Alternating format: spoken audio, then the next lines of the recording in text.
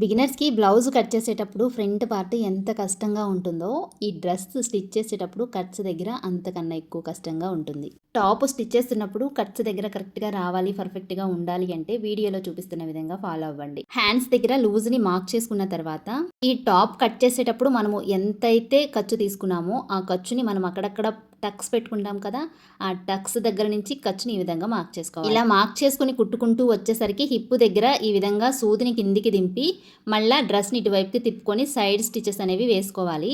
నేను క్లియర్గా మీకు ఎక్కడ ఎక్స్ప్లెయిన్ చేస్తా, వీడియోని స్కిప్ చేయకండి.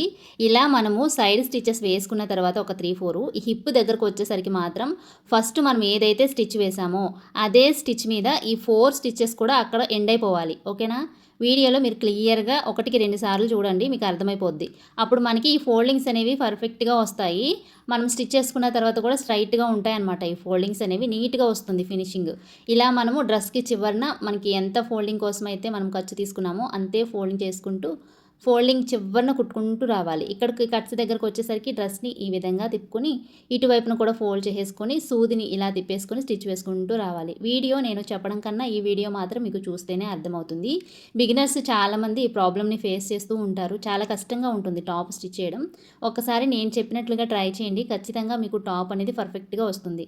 ఇదిగోండి చూడండి ఎంత నీట్గా వచ్చిందో. ఇప్పుడు మనము ఈ చివరన కూడా ఇంకొక స్టిచ్ వేసుకున్నాము అంటే ఇవి కరెక్ట్గా స్ట్రైట్గా నించుంటాయి అనమాట, బాగుంటుంది.